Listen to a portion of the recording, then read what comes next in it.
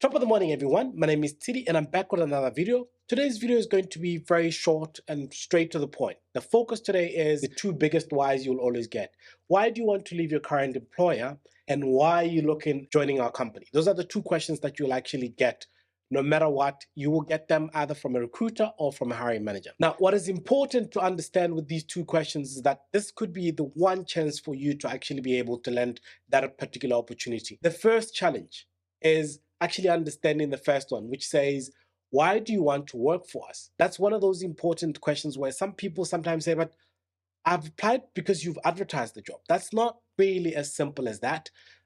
It's a moment of truth because your response can actually be the golden ticket or a missed opportunity. This is a minefield of different things that could go wrong. It could be one of those questions that you asked, you've been doing fantastically well, you get asked this question and then we fumble, or it could be the one that could actually elevate you to the next opportunity. The most important thing that we need to look at is, why do you want to work for us is not as straightforward as it is. It's a question which is actually more or less about the company, but more about you. They want to see if you've done the homework and how well you see yourself fitting into the culture, as well as contributing to this company. I think one of the things that people forget is company culture is very important in making sure that people fit in. If you don't fit into the values or the culture of that company, in most cases, you're actually going to fail in that opportunity. You need to first start expressing your admiration of the company's mission or any specific projects that you've actually seen. And remember, like I said, research is very important. Now, any specific project could be, let's say we're talking about sustainability, and you read on LinkedIn that they recently launched or a wind farm or whatever it is that it might be. That's the opportunity for you to actually speak about that. For example, you could say, I've always been passionate about renewable energy, and your innovation projects or some of the work that you've done in sustainability have been really, really important for me. For example, one of the projects that you worked on in the last couple of months that I know you guys launched in Vietnam or in this particular location, I love that because it actually speaks to me. Now, you also then need to bring in a bit of you because remember, you've now shown your research, you've shown how much you've researched about the company. Then now you need to bring in where the culture element of the company then comes in. And then you can also say, you know what I really love or what is very encouraging is seeing that you guys are focusing on continuous learning. It encourages me because one of the things I've always wanted to do is to actually grow professionally. And that value resonates so well with me because my commitment is to make sure that every time I actually, get into an opportunity, I learn as much as I can to go forward. So you've now spoken about the company, what you think the company is going to bring to the table. The next thing that you then bring about is who you are and why you think that you're able to bring those elements into the conversation.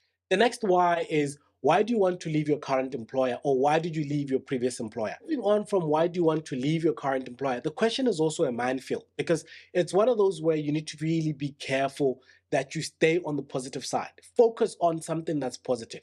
Aim for an answer that actually highlights your desire for the new challenge or growth opportunities. While you might have looked at other things that you might like, maybe you might have heard that the company is actually paying very well. That's not the answer that you want to actually give. The idea is to make sure that you show them that you know about the opportunities that they give their employees. An example that you could actually do is to say, while I've learned a lot and contributed significantly to my previous employer, for example, we were able to bring in sales of 6 million and this and that and this and that. Now you're bringing in exact figures of what you've brought in. That's why it's important that you go back and look at what contributions you've added to that. While I actually enjoyed being able to do that in my current job or in my previous job, I'm actually looking for an opportunity that allows me to grow a bit further, to develop some of my skills, because one of the skills that I think I need to focus a bit more on is X. So you might have been very good at closing deals, but the opening where you actually do the cold calling part, you feel that it's not necessarily working because in your current company, they already give you leads already that are already being cultivated and they're ready for you. And you want to focus on the cold calling, then you can bring that. But in this particular one, you need to always bring exact examples of what you have done. Talk about things that are quantifiable that you can say, I have brought in X, or I've managed to save the company Y, or I've managed to do this. And also focusing a bit more on your development and your growth in a new environment with a new company. Now, what I want you guys to avoid, which is very important, is to badmouth your current employer or your previous employer. It doesn't matter how bad your previous manager was. This is a chance for you to not speak about them in a negative light, but this is a chance for you to just literally speak about the value that you think the new opportunity is going to actually bring. Speaking negatively about your previous employer just always makes people feel a bit worried that you're going to do the same when you actually leave them. Or if you want to actually close this, the key to this thing or any question that you ever have is to make sure that you're authentic, guys. If you're not authentic, if you haven't gone through the figures, if you haven't gone through examples that you want to give, I promise you, you're going to fail at this, because you're going to come across as if you actually looked at everything, you memorized it, and you wanted to just regurgitate. Because if somebody stops you halfway through and you memorize those things, you're going to forget everything that you've got. Now, if you think these tips are very helpful, guys, please don't forget to share, like it, subscribe to this channel, because the only way I'm able to continue doing this is through knowing that you guys actually like what I produce. Until the next time, top of the morning with Tshidi. Peace.